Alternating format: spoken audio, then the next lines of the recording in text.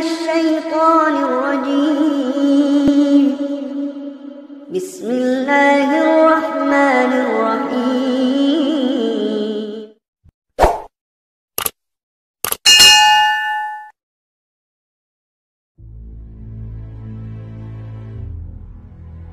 Assalamualaikum warahmatullahi wabarakatuh. Iblis laknatullah memang tidak akan pernah menyerah untuk menyesatkan manusia. Bahkan pada saat detik-detik terakhir dalam hidup manusia pun, ia akan tetap menggoda untuk menyesatkan manusia. Saat sakaratul maut, iblis datang dengan membawa 7 golongan dengan tujuan mengajak manusia untuk masuk ke dalam neraka. Tak ada yang bisa selamat dari godaan iblis ini kecuali atas izin Allah Subhanahu wa Ta'ala. Oleh karena itulah, kita senantiasa harus ingat akan ajaran yang disampaikan oleh Rasulullah SAW untuk memohon perlindungan Allah Subhanahu wa Ta'ala dari godaan iblis yang terkutuk. Dalam sebuah hadis, Rasulullah SAW mengajarkan sebuah doa sebagai berikut. Ya Allah, aku berlindung kepada Engkau dari tipuan setan di waktu sakaratul maut. Saat sakaratul maut, 7 golongan iblis penggoda manusia akan datang untuk mengajak kesesatan. Berikut 7 golongan tersebut. Yang pertama adalah iblis yang datang dengan berbagai rupa aneh seperti emas, perak, dan lain sebagainya. Lalu yang kedua, golongan iblis yang datang dengan menyerupai binatang buas seperti harimau, serigala, dan ular yang berbisa. Dan yang ketiga, golongan iblis yang datang menyerupai binatang kesayangan orang yang sakaratul maut.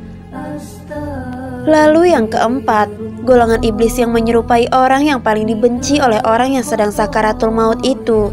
Tujuannya agar orang yang sakaratul maut itu akan bereaksi dan mati tanpa mengingat Allah Subhanahu wa Ta'ala. Yang kelima, golongan iblis yang datang dengan menyerupai sanak saudaranya seperti ayah dan ibunya sambil membawakan makanan dan minuman. Perlu diketahui bahwa orang yang dalam keadaan sakaratul maut itu sangat mengharapkan makanan dan minuman karena saking dahaganya keadaan itu. Dengan begitu, orang yang sakaratul maut itu akan mengambil makanan dan minuman dari iblis yang menyerupai wajah ibunya dan ayahnya. Lalu yang keenam, golongan iblis yang menampakkan diri sebagai ulama-ulama yang membawa banyak kitab sambil berkata, "Wahai muridku, ternyata kamu datang sakit di sini. Karena itu aku akan membawakan kamu dokter dan obat-obatan." Tanpa pikir panjang, orang yang sakaratul maut itu langsung meminum obat itu. Seketika sakitnya hilang, namun kemudian kambuh lagi. Setelah itu iblis berkata, "Kali ini kami datang kepadamu untuk memberi nasihat agar kamu mati dalam keadaan baik. Tahukah kamu bagaimana hakikat Allah Subhanahu wa Ta'ala itu?" "Aku tidak tahu," jawab orang yang sakaratul maut itu. "Ternyata itu hanya tipuan iblis. Ketahuilah, aku ini adalah seorang ulama yang sangat hebat. Kami baru saja kembali dari alam gaib dan telah mendapat surga tertinggi. Cobalah kamu lihat surga yang akan disediakan untukmu. Kalau kamu ingin mengetahui zat Allah Subhanahu wa Ta'ala, maka patuhilah kami," ucap iblis. "Bagaimana zat Allah itu?" tanya orang yang sakarat itu.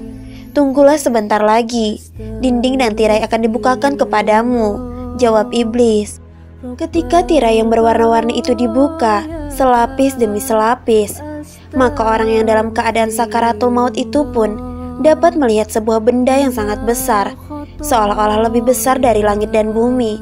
"Itulah dia zat Allah Subhanahu wa Ta'ala yang patut kita sembah," kata iblis.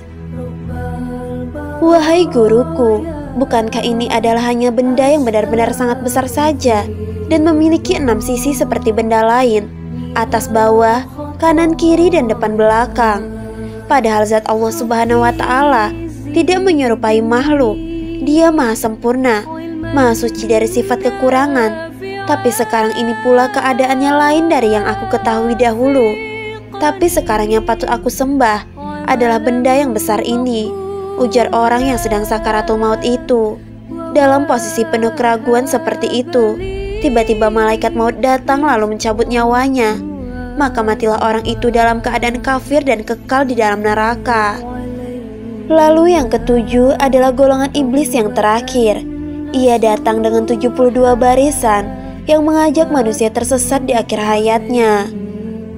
Demikianlah 7 golongan iblis yang akan menggoda manusia di saat sakaratul maut. Semoga kita semua dimatikan dalam keadaan husnul khotimah. Amin ya rabbal alamin.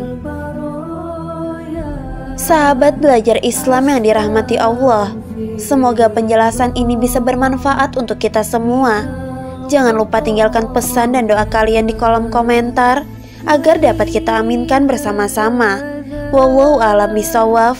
Wassalamualaikum warahmatullahi wabarakatuh.